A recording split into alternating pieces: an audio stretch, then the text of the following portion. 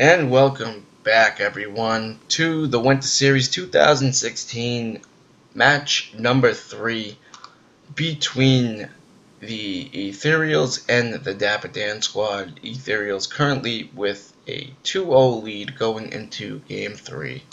Both of these teams lost their matches last week, and they're looking for their first match win here after being sent to the bottom bracket, which is really more like the middle bracket in the triple elimination formats. But regardless of all that nonsense, let's get into the game. So for the Etherials, we have 6 players: No Master, Freak Nasty, YOLO, Renwood, Mouse Leisure, and Rabin. They are the black team in this game. No racial puns included. And over up here in the north, we have the Dapper Dan squad, which it appears they have 7 players now. Vihan will be captaining for them. Little change-up. Switch was captaining the last 2 games. And along with Vihan and Switch, we have New Mutator, Vive for Power, Jarl Toad, Kryptos, and HMP, also known as the Helicopter Monkey Pilot. I believe HMP, I think he is on the Dapper Dan squad. He isn't substituting, so there are no substitutes in this game, which is nice. Nice to see the roster show up. Let's see how these unit trades break down. We got 4 pus over here by Etherials. 4 dwarves. Looks like a max of the goals. Help control that flag. They were out flagged last week after out body counting their opponents, so you can tell just by having that many goals. They're thinking about the end game and map control and really being able to secure those tags at the end. Meanwhile, for the Dapper Dan, we have some brigand appearances over here. Far less goals, even though they opt to get 1 more white, so they will have a pus advantage. And the teams are off. We have HMP and Kryptos with the Herons for Dapper Dan. And No Master and YOLO will be taking the Herons for their respective Etherials team. It appears as well No Master has 9 of the Herons to YOLO's 3. Or 2, I should say.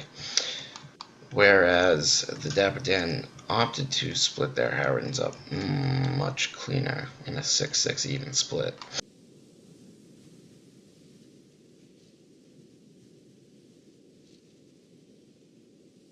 So as we let the game develop, we'll notice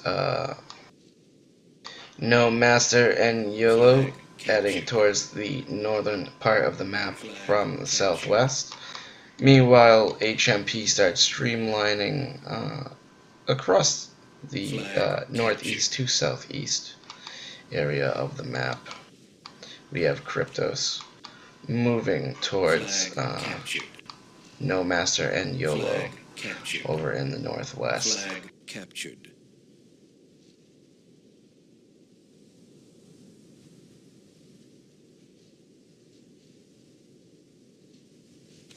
Now, despite the fact they have a player disadvantage, I'd like to point out that the Etherials are also opting to have Mal only have a very small percentage of units.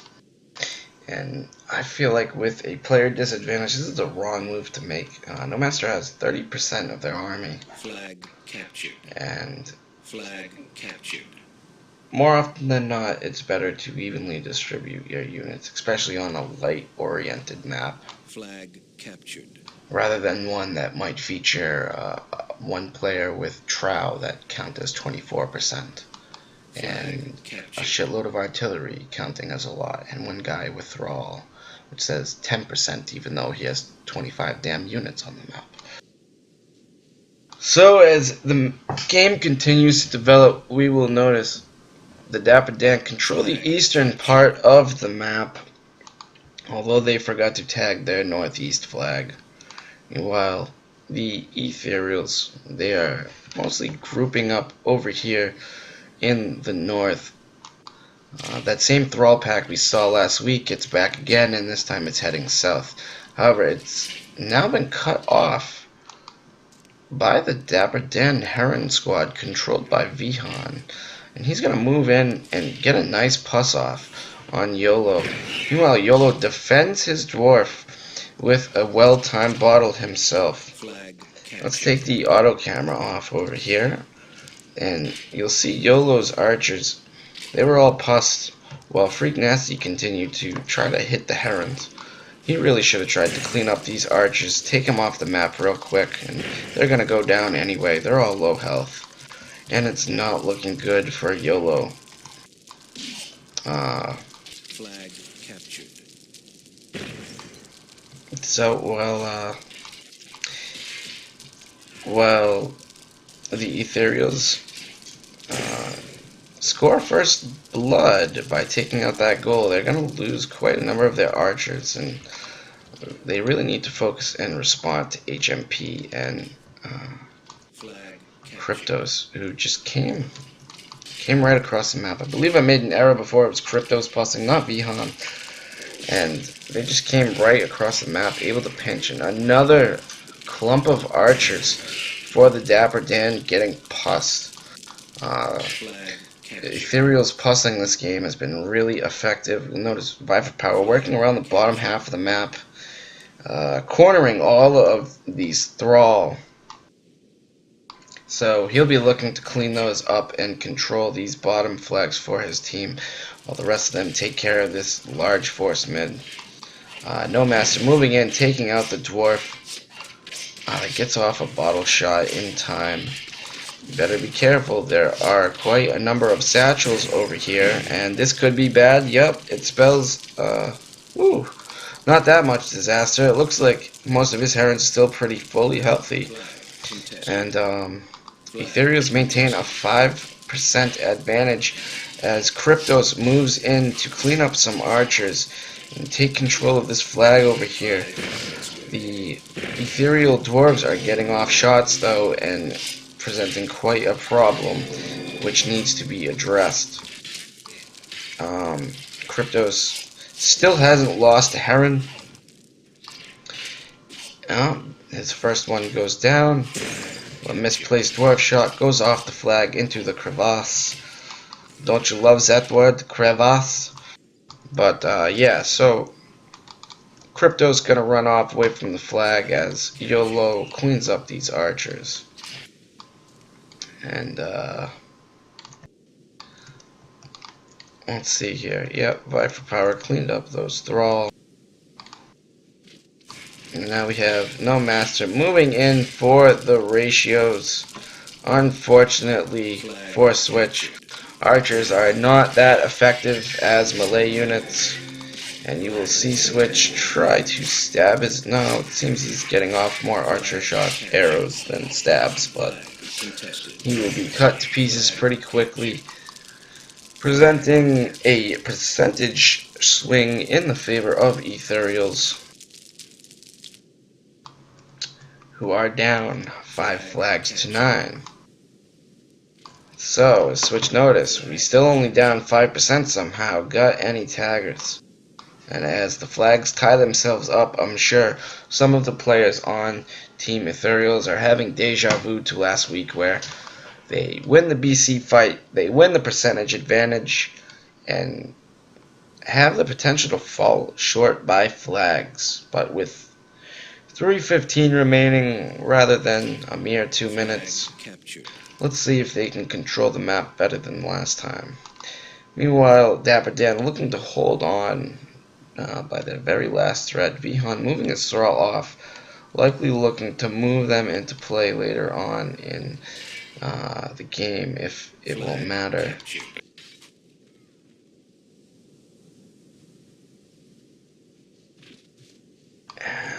Let's see, we have Etherials securing mid, controlling the northwest part of the map. There's small little exchanges of units here and there. It's now only 19% to 16%. But you'll notice a large portion of it is that Thrall Pack Vihon had.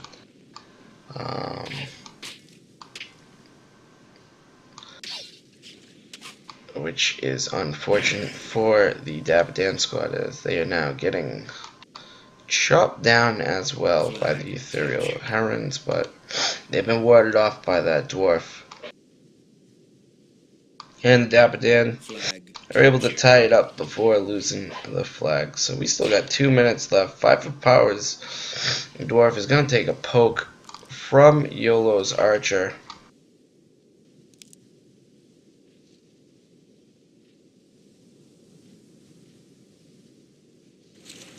Flag captured. Flag captured. Flag captured. And the flag favor is going to swing towards the Etherial side, as they now hold, let's see, 9 flags to 5. And yeah, here come the Thrall trying to move back into position, retake some flags. It looks like that is all that is left for the Dapper squad in the north. As Cryptos moves around the map with his Heron, trying to get any last minute tags he can afford. HMP's Brig is going to get cleaned up here. While Vie for Power says, hey, why don't you come and get a piece of this? Gets off a Molotov or two. And a bounce looks like it might spell disaster for BFP, who might want to take out his satchel charges in an effort to defend his boys. Now we have Renwood and No Master looking to secure this flag with the Heron. It looks like they will have that. No problem at all. And you know Etherials right now are just thinking, hey, we better not lose the flags in the past 10 seconds. Come on here. And it looks like they will retain control of the map. There's not much Dapper can do. And we will go into sudden death.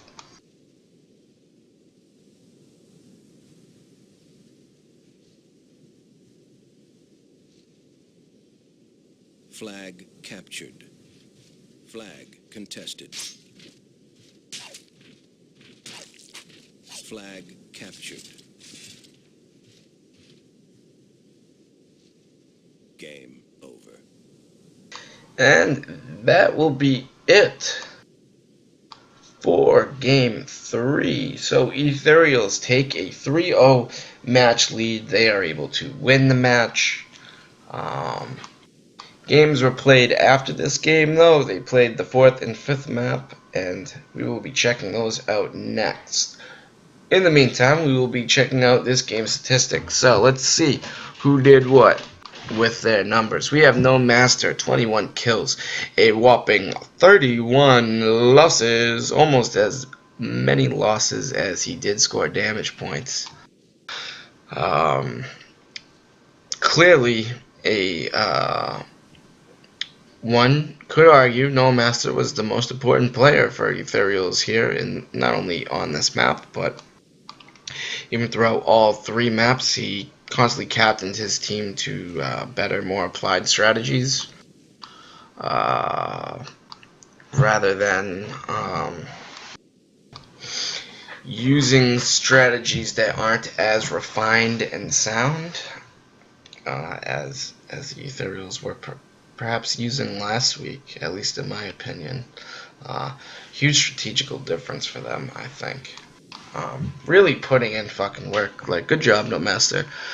We don't know who you are, but I'm sure you do, and job well done. We got Renwood over here, not too shabby himself. 14 kills, 7 losses, matching No Master's damage. However, both did not have the most damage in the game. They do have the most damage for their team. Combined 64 damage. That's just 1 damage shy of doing half of their team's damage combined. So Good job for these fellas over here, really putting in work for their team. Runwood putting in the kills and not really trying to lose much. He does only have 1% left at the end of the game, but that's pretty good ratio finish for a player of Runwood's caliber, who often opts to just take large amounts of thrall and walk them into dwarves. But hey, we all have our own thing. Meanwhile, YOLO probably less masochistic in his ways, losing one less unit, but also less sadistic, only killing 9 units. But still, put in some good work. I saw a nice plus out of him. He cleaned up the Dapper Dan archers very efficiently.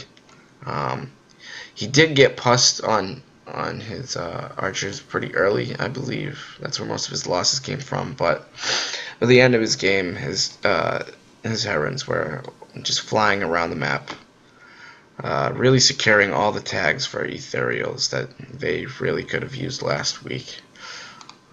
Next is Revan, 5 and 8. Not a bad showing. 3 and 9 by Freak Nasty. You could say the worst ratios. But what do ratios really mean? He's on the winning team here. And Malseizure, he had a small percentage from what I remember.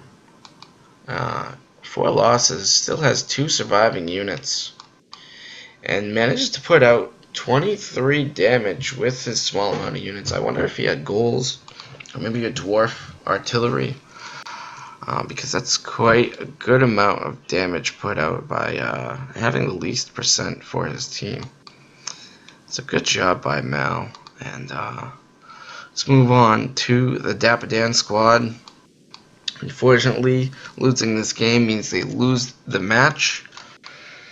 However, you can't say that individually they did not have fun or do well themselves. Let's see, Vihan 0-14. Well, that's not so well. But hey, when you play the captain's role, usually you end the game with piss poor ratios as it is. Feel like some better coordination or even some more security for his players who had archers might have been a better look for Vihan and the Dapper Dan squad, as I can just remember 2 or 3 times where their archers just went down far too easily, so perhaps he also gave the wrong units to the wrong players, so to speak. But regardless, he put in his effort, and it was a valiant job. Leading in ratios for the Dapper Dan is Vi for Power, who goes 18 and 2, ends the game with 25 damage. A lot of those ratios came from cleaning up the thrall off the bottom part of the map. I would even argue that he should have been more involved with the team fight, whereas someone like Jarl might be better suited to taking that small flank with the dwarf, a couple brigs to go take down a flag with thrall on it or something. Regardless, good stuff. You played your position well.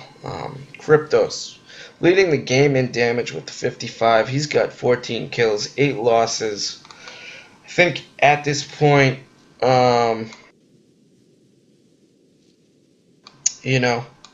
Kryptos did the best he could for his team. Really put in a lot of their legwork. Almost does half of his team's damage, for Christ's sake. Clearly had a Heron pack. His Heron pack performed much better than HMP's Heron pack. And now we have Jarl. I'm not quite sure what he had. He went 5 and 11. Scored as many damage points as he lost units, but hey, sometimes shit happens. And that's just the way the bottle duds in Myth sometimes. New Mutator, 4 and 7, 16 damage. I believe he also had a abundance of archers that were clumped together and kind of got eaten pretty easily. And HMP, he had one of the important roaming Heron packs for Dapper Dan. Unfortunately, his did not fare as well as Kryptos' Heron pack, and it was beaten down to 15 losses, only taking 3 units off the map and putting forth the third lowest damage count for Dapper Dan at only 12 damage. So, couple things here while we wrap up game 3. Plus here played a key intricate role, as you will see happen on a lot of light maps, especially those featuring herons. I mean, herons, when they're on a map, they're usually the only ones that can't be pussed. So if you're able to puss something, well, your herons are going to eat those units pretty easily while they're paralyzed. And if they're veterans, just forget about it because the attack speed gets ridiculous. Really unfortunate for Dapper Dan. I saw multiple times that they just needed their archers a bit more spread or a bit more well protected.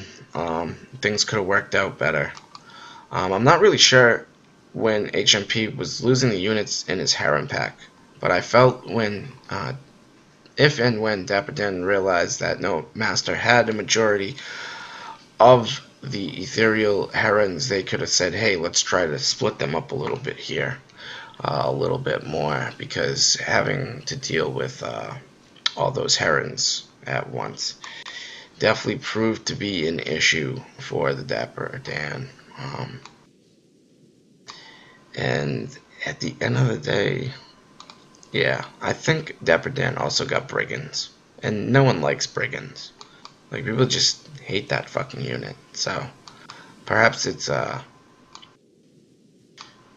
popular karma as to why the Dapper Dan fell short in this game, but I will leave all of the rest of those assumptions and presumptions up to you viewers out there. I hope you enjoyed watching Game 3. This will wrap up the seriousness of the match as Etherials secure the third victory here.